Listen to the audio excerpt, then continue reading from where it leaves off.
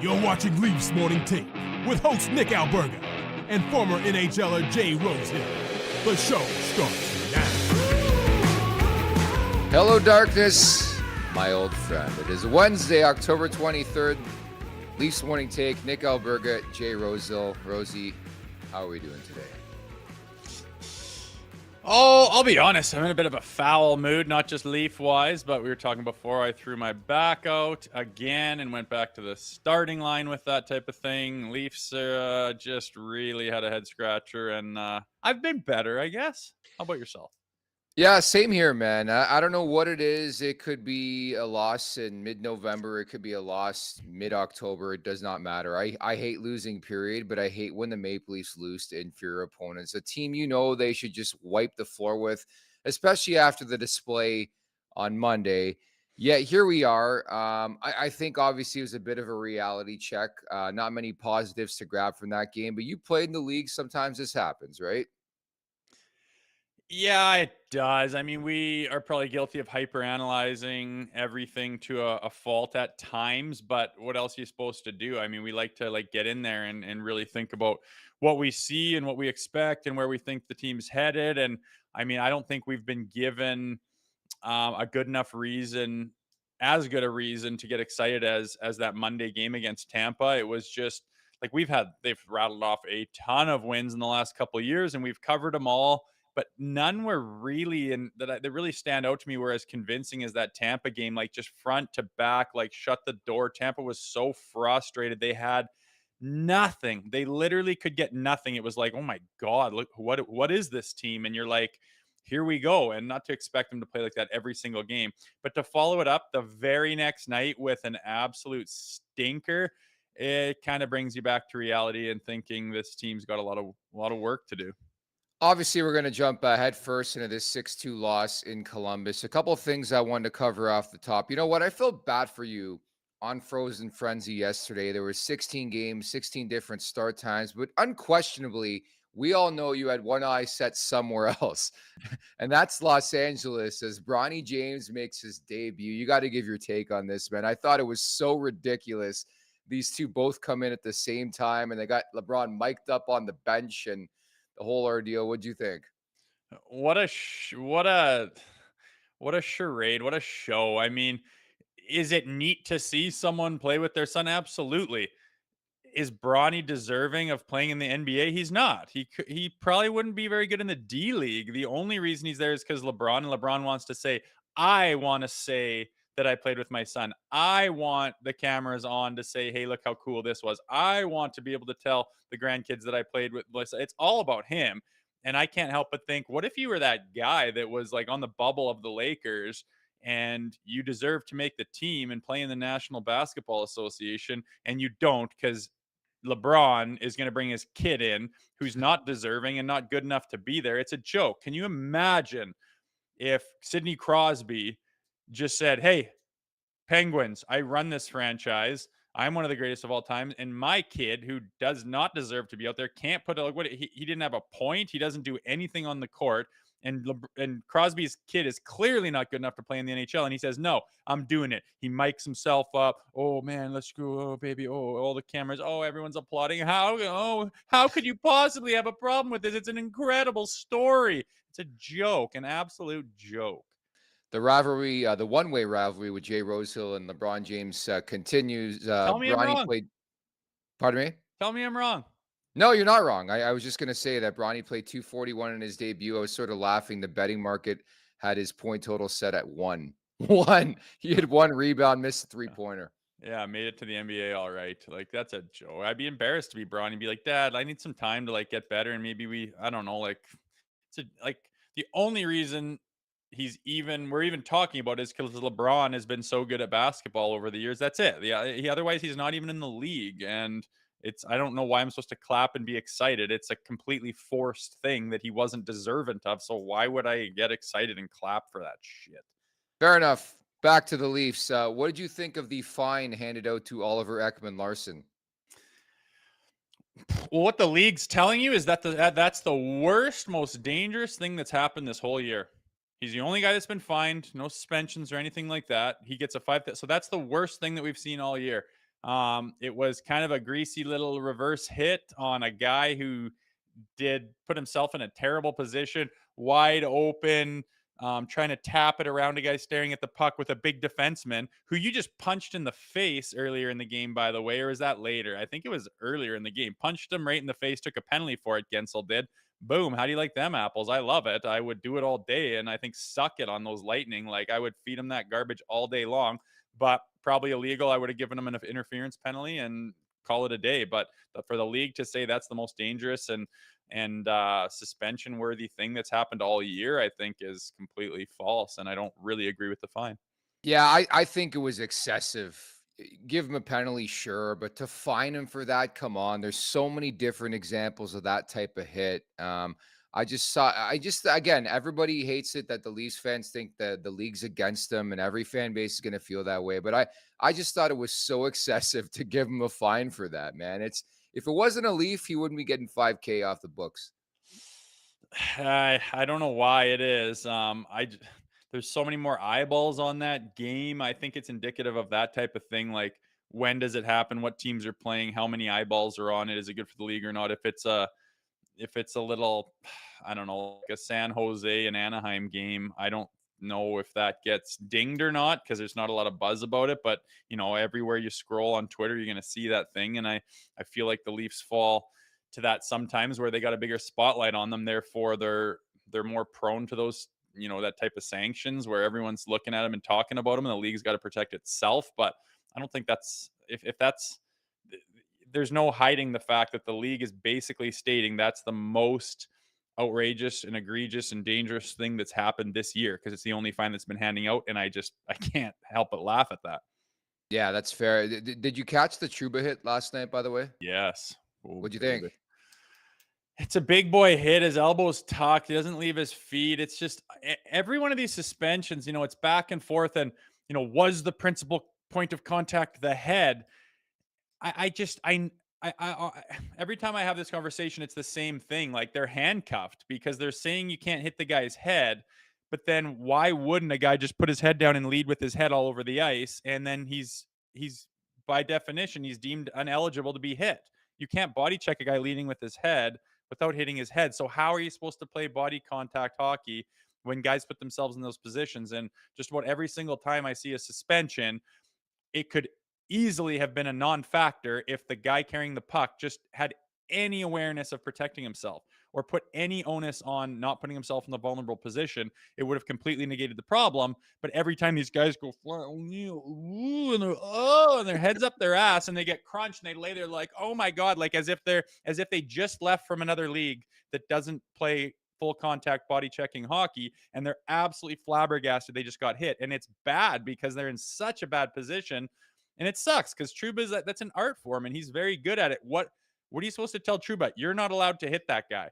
So then why would anyone protect themselves? Because they're basically get more room out there by putting themselves in vulnerable positions. That's what's frustrating to me is you can't play full contact hockey and never, touch a guy's head. And therefore guys know that they're going to put themselves, like, look at D-men turning their back all the time, putting themselves in terrible positions all the time because they figure I can't be hit if I'm in this position. And it's a tough spot for the game, and I don't know how you fix it. You know what just dawned on me? Mm. You should be Ace Ventura for Halloween. Why? Because just your whole act there, that was so Ace Ventura. I think you'd be great. I think you would star in that type of role in Halloween. That's none of your damn business, Dan, and I'd appreciate it if you stayed out of my personal affairs.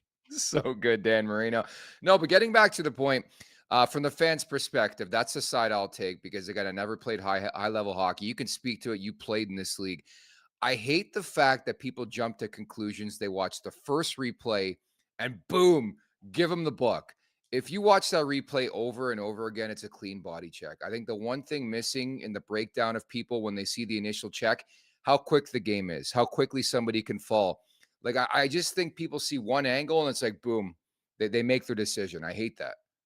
I know, and you go to super slow-mo and you're like, oh, watch out. Now it hits. See, he shouldn't have done that little. It's like, this is like, zoom, boom. It's like over. You can't control that. So Trouba just hits, and he hits hard because he's good at it.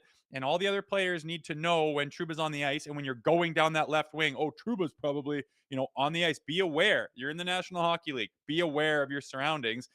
And like I said, so many of these suspensions from these big boy hits wouldn't even be an issue if the guy had any awareness to protect himself or to be ready for a hit or to understand that someone's on the ice that could hit them, put themselves in a position to absorb a hit. It's all gone like they used to. That's fine. You're good.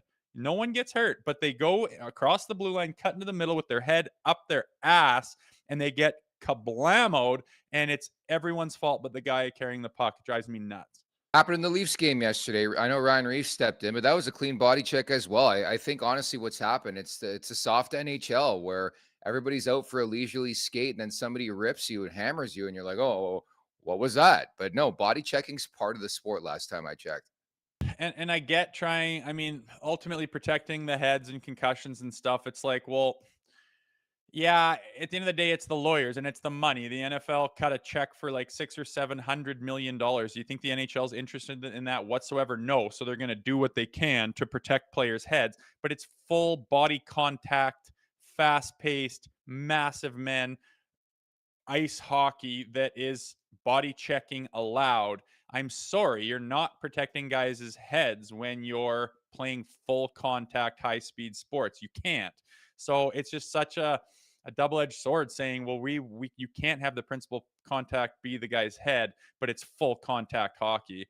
It doesn't work, man, and it's frustrating. It's I don't know what the answer is, but honestly, if you educate guys and say, listen, you got to protect yourself on these plays, like if that's the biggest concern is keeping guys safe and not having their heads get hit, well then frickin' protect yourself. You have an onus on yourself to protect yourself. It's full hit hockey. You can't come across the blue line, cut into the middle with your head up your ass. You might get hit, and guess what? You're in a vulnerable place, and if some guy does hit you, an seemingly innocent body check is going to turn into this backflip where the guy's half KO'd because of his own accord. Like, you got to protect yourself, and nobody talks about that. Not one comment on Twitter or anything else was about the guy that got hit. It was all about whether Trouba did something wrong or not. And I'm sorry, the guy's eligible to be hit. Protect yourself, and it wouldn't be this big of an issue. But when you, like, just think about it, if a child came flying across the blue line with no understanding of what's going on, he'd get destroyed. But a big, strong NHL player who got to that level should know how to protect himself in some way, shape, or form. Too much gray area. I couldn't agree more Yeah. with you on that front. Got a bit of a tidbit yesterday, and it shouldn't be a surprise, but it sounds like Matthew Knies, his camp is slow playing the situation. No rush to get a deal done. For my money, I think this gets done next summer. He's playing better and better and better. But that's just sort of the latest on the contract front when it comes to Matthew Knies. Are you surprised? No, I mean, his stock's only going up. He's only getting more experience. He's only getting more confidence. If I was his camp, I wouldn't be in a big hurry. If I was the Leafs, if you wanted to get it done, get it done. But from my point of view, he's going to be a Leaf for a considerable amount of time. They're going to re-sign him. It's just not something that's on my mind all that strongly.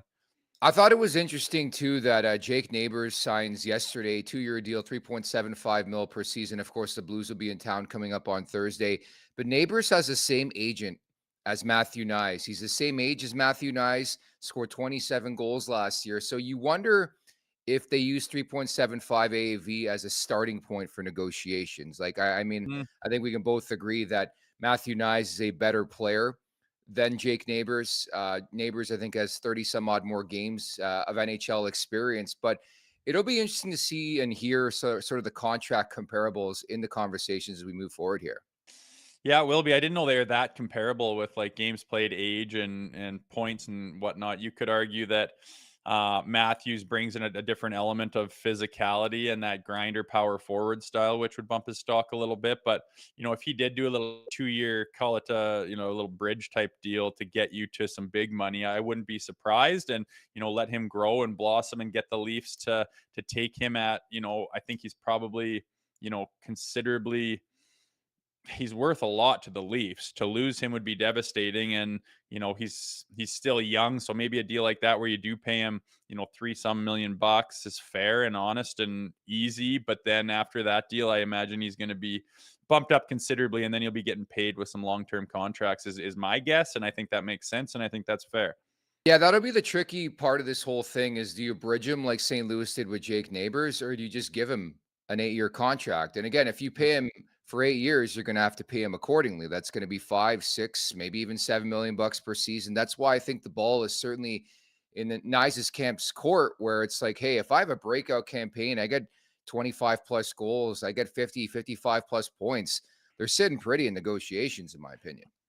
Yeah, it'll be up to him and what kind of personality he does. Does he want to bet on himself and quote unquote risk it a bit, or do you want to have that security and that long term understanding of where you sit and what you're making and how much security you have, where you're going to be.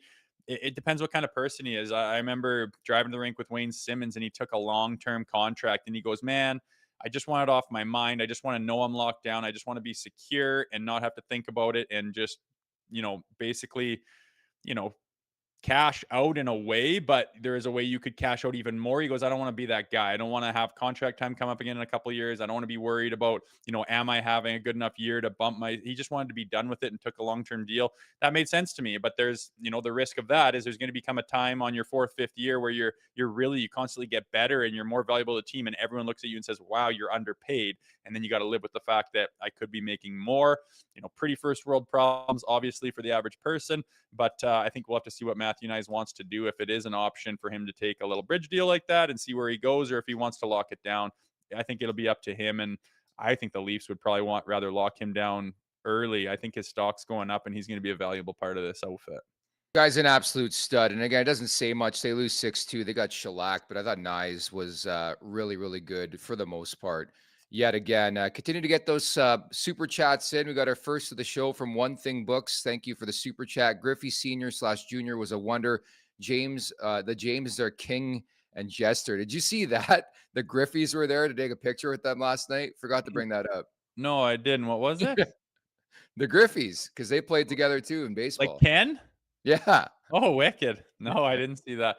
That's pretty neat. Yeah. No, there's a legit father-son combo. Like Ken Griffey Jr. coming into the league, gets to I catch a know. piece of his dad. I remember when he stole that fly ball from his dad and then looked and laughed at him. I mean, you talk about, that some tweet was like, how could you hate against this? And it's LeBron and his kid just forcing this narrative just because LeBron can. Imagine trying to deal with that guy from a day-to-day standpoint from the Lakers, where you look at Griffey. Now, there's something to be proud of. There's something to think is cool and special and clap and see when he steals that ball from his dad and gives him a wink. Like, what an awesome story, where the LeBron one is totally forced and shouldn't even be happening, and call it nepotism or whatever you want. That kid shouldn't be in the league. Sorry.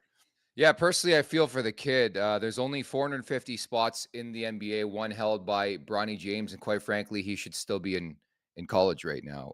We got a fun interview today. Your former teammate, the captain of the St. Louis Blues, Brayden Schenn's coming up. Yeah, I know. It's nice to have him on ahead of their tilt here on Thursday.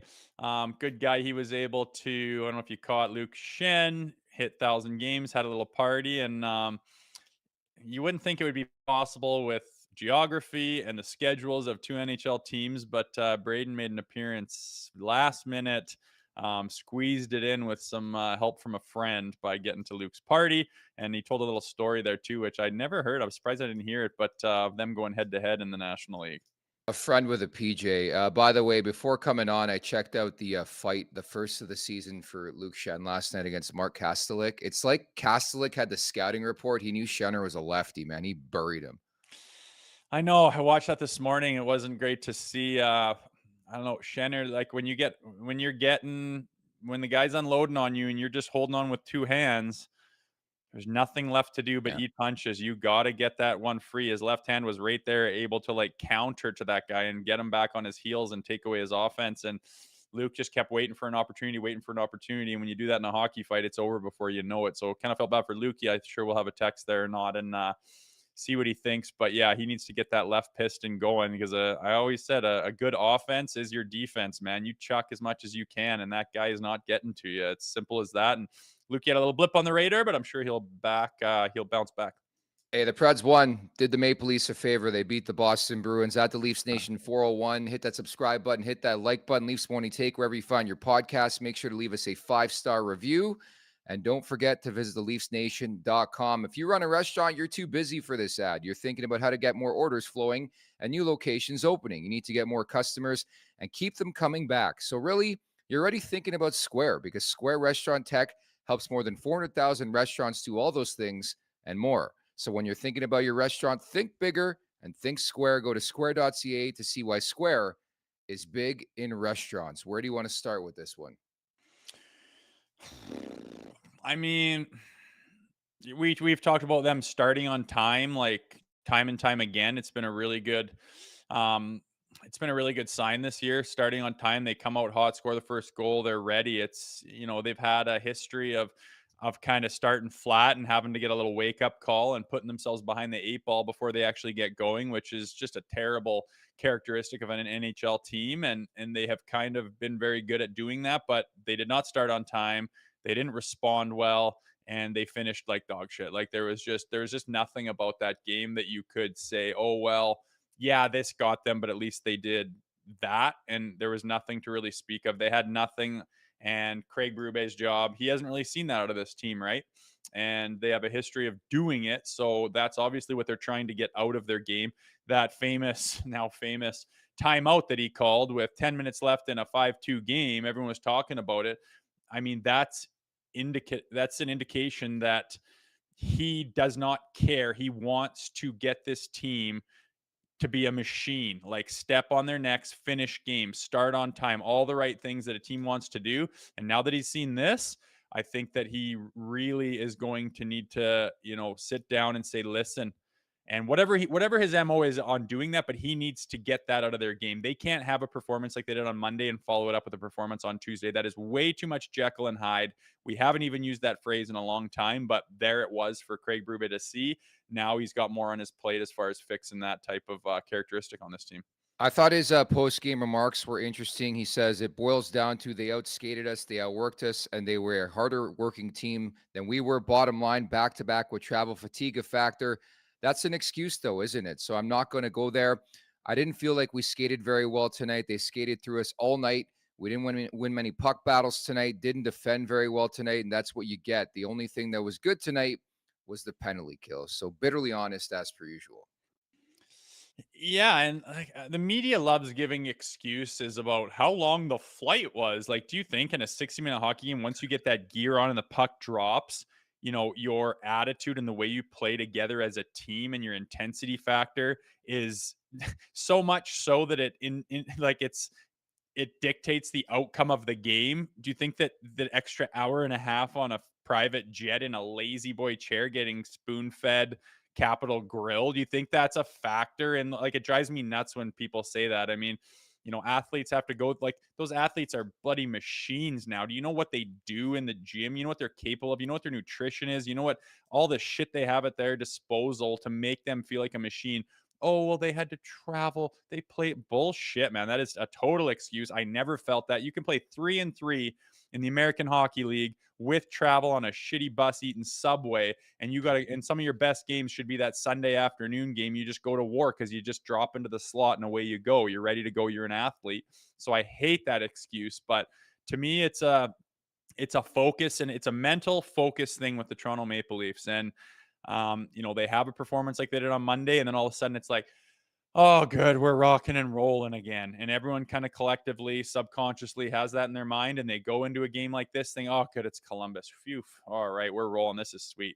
And then they go and get smacked because it's the National Hockey League. And we've said it before, anybody can beat anyone on any night. And that got proven again to the Toronto Maple Leafs. No one's too good. No one's good enough to breeze through a game and win games. Like, the Bruins never were, the Blackhawks never were, the Penguins never were, the Panthers aren't. No one's good enough to breeze through games in the NHL. It's just the way it is. And I think that's a good thing. The competition in the NHL is very high, but the Leafs have got their work cut out for them mentally and focus-wise, and I'm happy Craig Berube is at the helm because it's been a problem in the past. Obviously still is there, but I think he's going to do his best to nip it in the bud by playoffs. Yeah, accountability is a big word we'll use all season long. Speaking of which, Zach Phillips and the Leafs Nation After Dark held this team accountable in a big way. Speaking of which, Zach writes into the chat today, hey guys, a longtime listener, Were you surprised no one tried to stir the pot late in the first and the second when it was obvious it was a sleepy one? I'll hang up and listen. Rosie, your answer.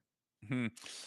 Well, I was surprised it didn't happen in the Montreal game. I was surprised it didn't happen in the New York Rangers game. So I'm not, I mean, I think you're kind of hinting at Ryan Reeves there. He Is was. Yeah. there anyone on Columbus to even look at Ryan Reeves? Not to my knowledge, is there? Olivier. Oh, Olivier's there too. Jesus, man. Like, yeah, I am surprised. I mean, it happened so fast. It was 3 Cobb after, like, then you're really behind the 8 ball. But yeah, like, do something to spark the team, wake the guys up. I mean, nobody knows that more than Ryan Reeves. He's been doing that job a long time. He's good at it. So why he hasn't challenged anybody in those 3 instances we talked about? Yeah, it's surprising. You're on the team. Like, I'm sorry, but if you've never been in a fight in your life, Ryan Reeves, you're not on the Toronto Maple Leafs. Same thing with me. If I didn't fight in the National League, that was a big reason on why I was there. I could do the other things good enough to be in the league over the other tough guys, but without the scrapping, I'm not there. And that's the same for Ryan Reeves, especially this day and age. So I'm a little bit confused why he hasn't tried to ignite his team for those 3 losses where there was ample opportunity to do so, being as the team got behind the 8 ball early. Yeah, kind of a head scratcher again. Sorry. Look, I'm not going to overreact. I know really haven't weighed in on that game. I'm not going to overreact. I was reading social media last night. It goes from like whatever Monday night was, the exuberance, the happiness, planning the parade to Tuesday night. It's like doom and gloom back at it. People are picking apart players left and right. I'm not going to do that. I just, again, consistency was the issue with this team under Sheldon Keefe the last couple of years. You never knew which Leafs team was going to show up. Ultimately, this is one of 7 games where the Maple Leafs just no-showed. The 6 other, they showed up. They started on time. I always thought this would be a process under Craig Berube. Still feel that way, but it really is mystifying why this team plays down to their opponents. Like, with all due respect to Columbus, I think they're a bottom 6, bottom 5 team in the NHL. Like, they're not a good team. You look at that roster, it was like watching an all-star team play an East Coast team where the Maple Leafs played like a team like everything was going to be given to them last night, where it's like, hey, we're going to give you a 5-0 lead. You're going to walk away with a nice, easy victory. And it's like last time I checked, there's 32 teams. Some may argue the product is watered down a bit in this league with the extra 2 teams in the last couple of years, but you're not going to be handed anything in this league. And I think there was just like this expectance from the Maple Leafs that it was just going to be handed to them last night. Yeah, I mean, like you say, they might be a bottom type of team, but it's still all made of NHLers. And yeah, they might not have the superstar, the goaltender, whatever to get you to, that next level. But you got to understand when the Leafs are coming to town and that Columbus team is going to get up for them. They're going to give you everything. They're going to throw the kitchen sink at you. And for you to be of the mindset that this is going to be easy is just so amateur. It's just not what a legit professional Stanley Cup worthy team would do. But I agree with you. It's early. This is a process. It's just like I feel stupid watching that game after pumping their tires on Monday saying that's what they've been looking for. That's the Craig Berube effect. We haven't seen a full 60-minute performance like that and I don't even know when. It was just so front to back, wholesomely solid NHL hockey game that I was over the moon that they're finding that. And I was thinking, and then they absolutely shit the bed the very next night. It makes you look like an idiot. And that's a very Leafy thing to do.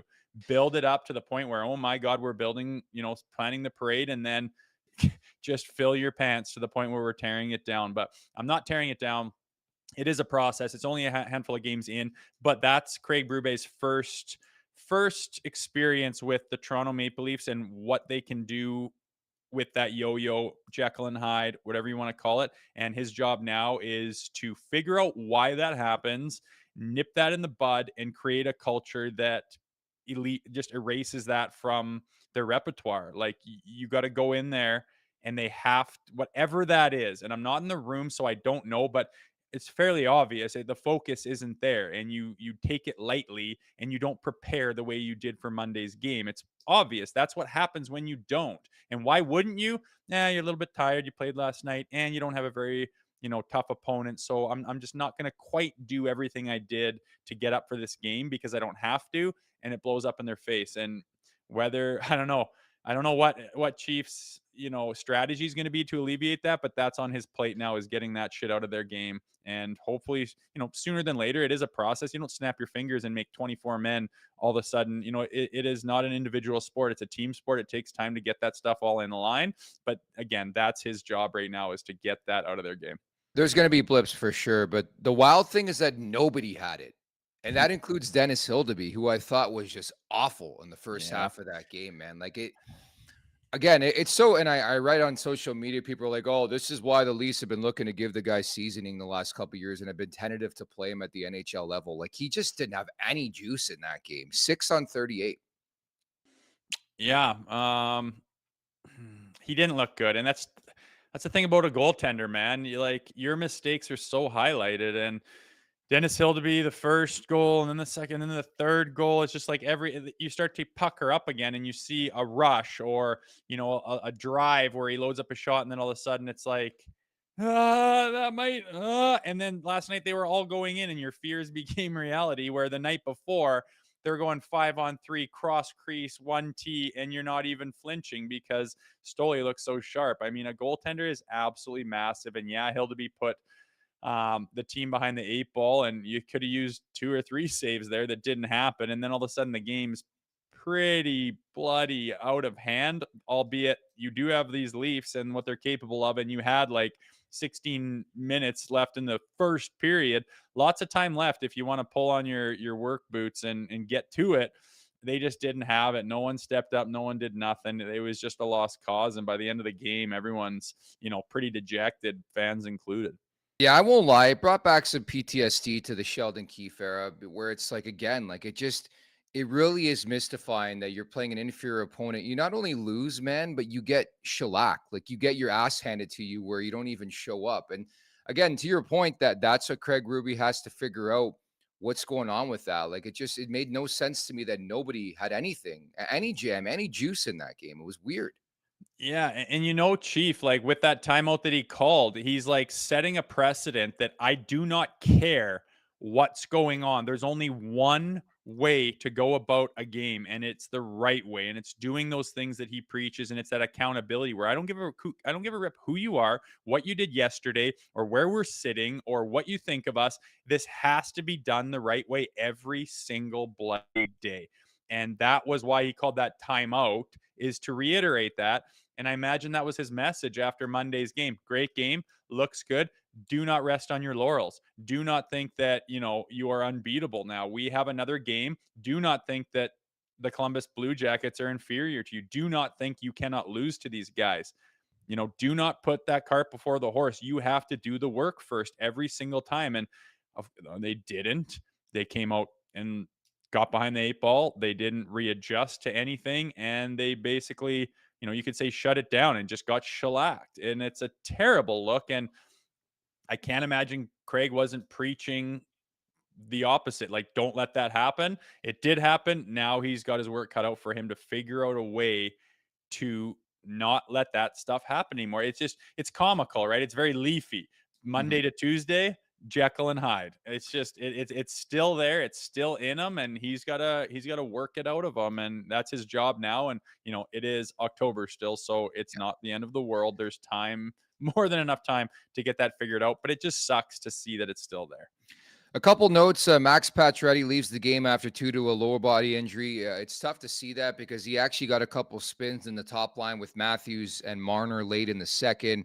They didn't provide an update after the game. They said we'd know more today, but the Leafs have an off day, so probably not until tomorrow. That's not good considering what he's been through the last couple of years. And I'm at a point where I've decided to take washroom breaks when the Maple Leafs get a power play. I'm just so disgusted, man. Like, the star power, I have nothing else to add. They're 3 for 23 on the season. Didn't get much cooking. They tried a couple different things at the end of the game. It's not working. You have anything else to add on the power play, or can we move on?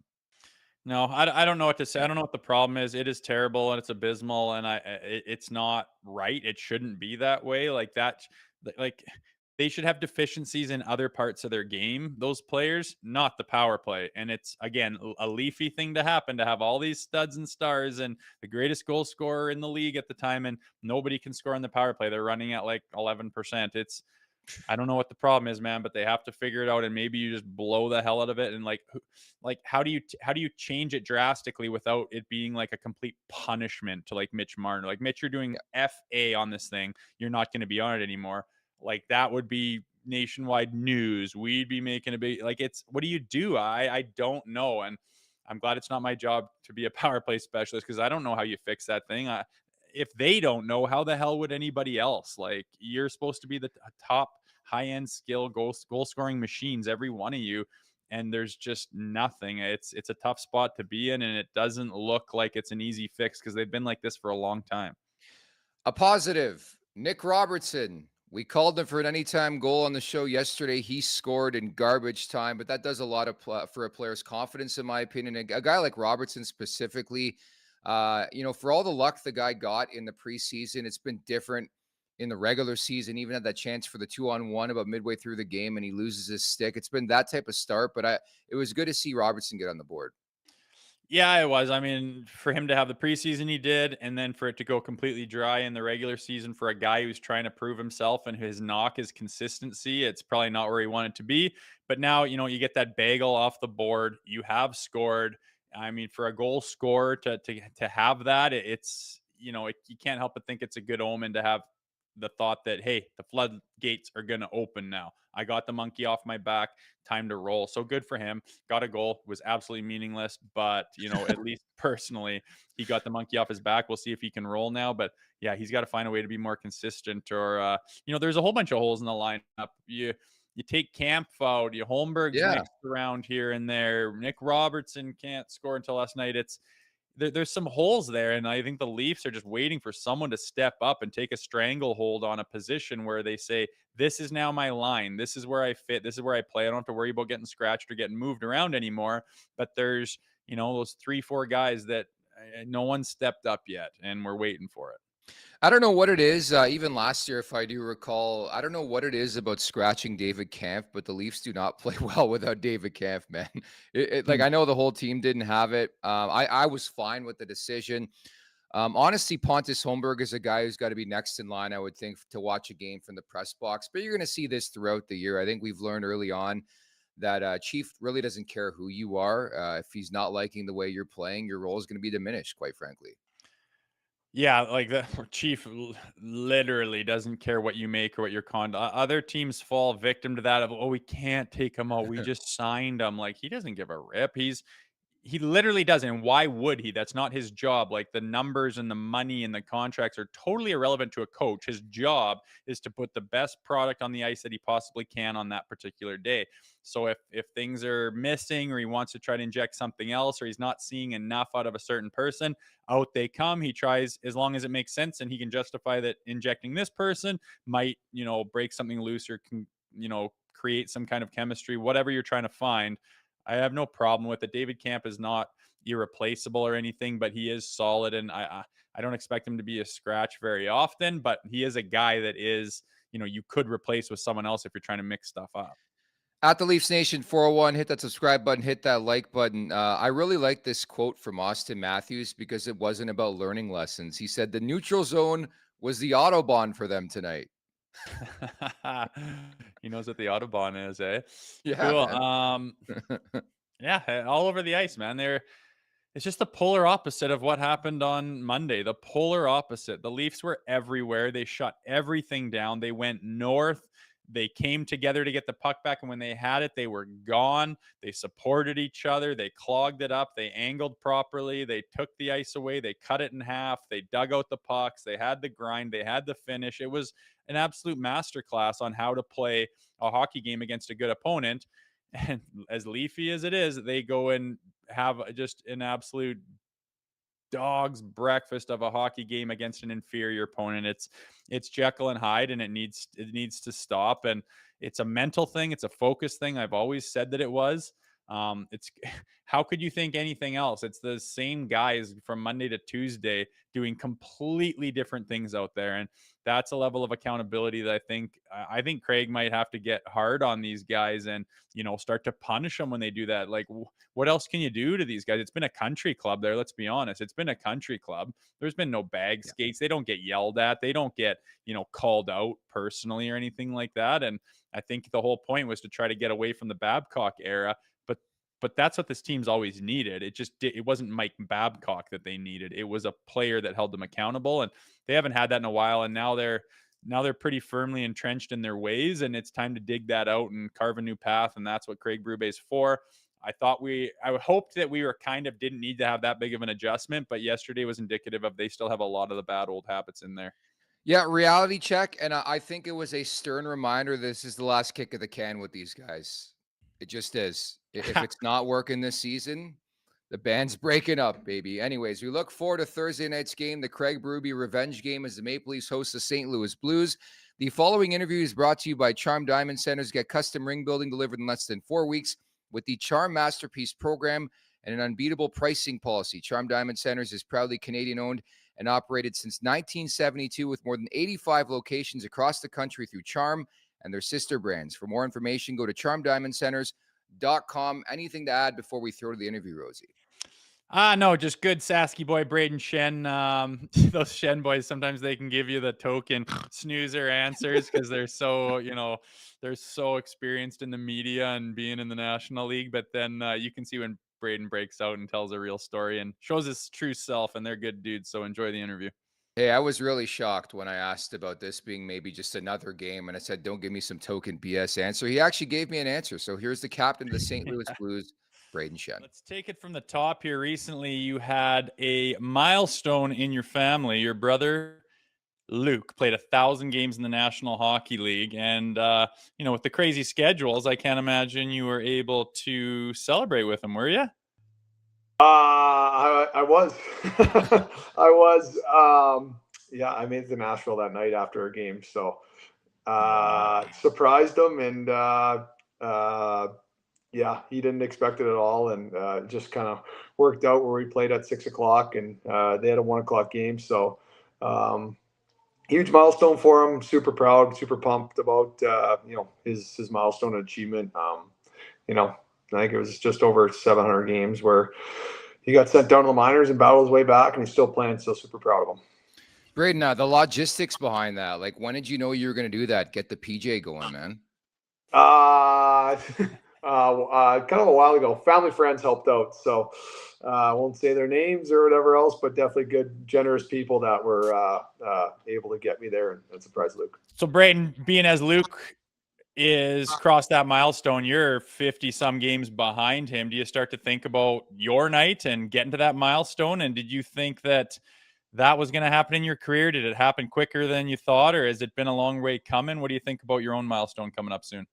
To be honest, I don't like talking about it or really thinking about it. Just take it a game at a time and go from there. But just with me and Luke, we're obviously very fortunate to play in the league as long as we have, and cross paths with so many good teammates and made so many friendships and memories and stuff like that. So obviously it's pretty special for us to still be going, and we love it. We love going on the rink. We love trying to get better day by day and just kind of be around the teammates. It's the best part about playing.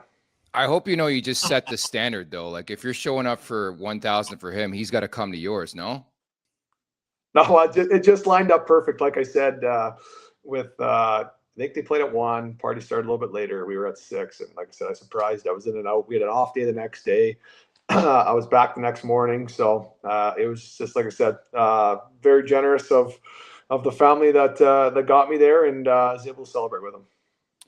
So you're going to be coming up here playing against the Toronto Maple Leafs, coached by Craig Berube right now, obviously the new coach for that team that you have a lot of experience with, winning a Stanley Cup in St. Louis with him. What do you think that team's going through right now as Chief tries to get his DNA and fingerprints on that roster? Yeah, I would say just kind of demanding, and guys are probably getting a grasp of what he's looking for. It's, kind of black and white, and he wants guys to play a certain way. He's not going to take the sticks out of their top players' hands, that's for sure. But he definitely wants an identity, and he wants the top guys to play a certain way. When that happens, everyone else follows. So, that's kind of the way he coaches, and I think guys respect it. I was just going to ask one last question about your brother, because I think it's really cool. I was watching the highlights last week, and you got two brothers on your team, the Joseph brothers, right? Reunited this summer, Pierre-Olivier and Matthew, and they combined to score a goal. Like, how cool is that earlier in your career, Braden, to play with your brother in Philadelphia? Oh, it's amazing. It's amazing. It's, obviously Jay was there for the time that we were in Philadelphia together, and just, you go through some ups and downs together, and driving to the rink every day together, and the dinners on the road, and just kind of being around the bus and the rink with each other. It's, you're living your dream to play in the NHL, and then you got your brother along for the ride. It's pretty special. And I talked to the Joseph brothers and said it's one of the best times you ever have playing hockey or in your life. So you got to enjoy it. But I always felt it was a little weird. It's like when you're watching other teammates, you feel like you're just, they're your other teammates, but when your brother's on the ice, you're almost like hoping that he makes a good play, or you watch him a little bit more closely. So I don't know if they're experiencing the same thing, but I know me and Luke did. I'm just curious. I've told the story on this pod a couple times where me and my brother were in an inter-squad game in junior before we played as teammates, and we got in basically a two-hand slash fest that just wouldn't end in center ice. I'm wondering, in your travels in the league, playing against Luke, have you ever come up against him, had to hit him, cross paths in any way that could have led to a funny story? Well, I guess now that we're bringing it up, I was doing, I broke some ribs. I broke 5 ribs. It was 2 or 3 years ago, and this story's kind of been out in the media or whatever. But I was playing in Vancouver, and there was a little scrum on the wall. I think I was on the power play. He was PKing. He kind of gives me a shot on the pants, and I look at him, and then all of a sudden he gives me another one. But he tried to hit me on the pants again. He was just and he broke my ribs. Oh, what? Oh yeah, he broke my lower rib, and after the game, I'm like, I was like wincing or whatever. I got taped up, and after the game, he was looking for me, and I was in the Vancouver Canucks X-ray room, and he asked my trainer, he's like, "Where's Braden?" He's like, "Oh, he's actually in your X-ray room. You want to go?" He's like, "No way." So he came out. He felt bad. He must have texted me 30 times apologizing after. But yeah, so Luke broke my rib one time. Oh, wow. The last thing you probably wanted to do, as I know your guys' relationship, but I haven't heard that before. That is too bloody funny. It's, big boy going at you, right? Now you know Most guys have to deal with. He's giving me a gentle cross check before, he got me perfect and just broke my ribs. So I guess it's 1-0 him, and I just trying to stay away from him now. you never know, though. Like, you're right, because I think you look at the divisional matchup, too. Like, the Preds are off to a tough start. They're in your division. Like, you guys are going to clash at some point in time, you would think. Oh, yeah. If you look at our division now, it's like everyone's 5-1 or 5-0 or whatever it may be. And then the two teams that are supposed to be at the top are at the bottom. So it's going to be a tight division all the way to the end. And when you play in the Central, even with Utah, they got life this year too. With their young players are playing well, and obviously happy to be in Utah, and they got that energy behind them too. So, like I said, our division can be tough this year. Yeah, Braden, you've been the captain of your hockey club there for just over a year now. Obviously, big news in Toronto with John Tavares passing the captaincy on to Austin Matthews. You played a certain way, and a lot of people would say you play the right way. You played hard. You had leadership qualities already. But is there anything that you thought you needed to do differently after receiving that seat, or was it just business as usual for you? There's definitely a lot of learning that comes with it, put it that way. You don't try and change your game or change your personality. Obviously, you just try and be who you are. And, there's some problems that come up and stuff like that along the way, and your job isn't to fix them all. It's just try and lead the guys on the ice, and hopefully everything else follows. So I'm lucky. I got some good leaders around me with Robert Thomas and Falk and Pranko, and then you had guys like Suter that comes into the league that's played 1,450 games, and Nick Leddy's put it down. So we have a bunch of guys in our locker room that are leading from all angles for sure. How long did it take you to feel comfortable in that role? I mean, you're comfortable right at the beginning. It's always that's not a matter of if you're comfortable or if you're not. I definitely felt comfortable. I think it's a learning thing. You got to learn from experience. And that's kind of how everything goes in life. And it's no different being the captain. There's certain things that pop up throughout the year or different conversations that you have to have, whether it's with teammates or coaches or GMs but I love it. It's a great experience and you definitely learn a lot. Were you surprised this summer to see Tavares pass that captaincy on to Austin Matthews as opposed to playing out the remainder 1 year of his contract with the C on his sweater? Well, I guess when they come to you and say that, it's going to be passed on and did what? I've known John for a long time. He's a great guy, and obviously he handled it the right way. And he wasn't sour about it and didn't want to make a big thing in his locker room. And obviously Austin, he's perfect for the job too. So I'm sure, it's a letter on a sweater, but I'm sure they're doing it together and bouncing ideas off each other. And I'm sure that's where their locker rooms are right now. I'm sure you're going to give me some bullshit stock answer here, but Craig Berube, you're playing it for the first time. How excited are the boys? Oh yeah, we can't wait. Yeah. There's actually a little bit of buzz going around the St. Louis locker room with their media and stuff like that. They're asking questions and stuff, and I don't know. Chief was just a guy that was so liked, just not by your locker room, but just by the city in general. Obviously, the first guy to lead the team to winning the Stanley Cup, and lots of fun with them around the locker room, and there's definitely a little buzz, definitely from us players already, or staff or trainers talking about it. So it's definitely one circle on the calendar, and that'll be a fun one to be a part of. And going into Toronto and having this team being coached by Craig Berube, now what do you expect out of the Maple Leafs this week? North-south type of game that's going to defend you hard and go to the net. And he always talks about competing and playing heavy hockey. So those are some words that he uses inside his locker room, and we expect no different. Did it shock you at all, Braden? So last week, I don't know if you caught this, but he decided to call a timeout up 5-2 in the third period and just snapped. He just chewed on everybody. That's probably a regular occurrence for him, no? I don't know if it's regular occurrence, but what I like about him is he always has a pulse on things, right? So he obviously wanted to close that game out and wasn't happy the way whether they came out of the period. I obviously wasn't watching it, but I think that's definitely a quality he has as coaching. It's just having a pulse of whether it's his bench or locker room. And if he doesn't have a pulse, I find like he's always looking to his leaders on the team or players on the team to try and help find it. Well, I tell you, Luke or Braden, sorry, get you two mixed up. We look forward to that game, and we really appreciate you joining us and bestowing some of the wisdom that you've got as you creep closer and closer towards 1,000 games in this league. Thanks again for joining us. No problem, guys. Anytime. Thanks for having me on. There you have it, the captain of the St. Louis Blues, Brayden Schenn. There's going to be some money on the board on Thursday night, safe to say. I would think so, and maybe some other exchange of something back and forth from his brother who broke his ribs. I didn't hear that. Why was Luke cross-checking Braden so hard he broke his ribs? That's nuts, because those guys don't have any animosity to each other whatsoever. They're the most get-along, supportive brothers you could ever find. And to hear that Lukey broke Brado's ribs is kind of funny.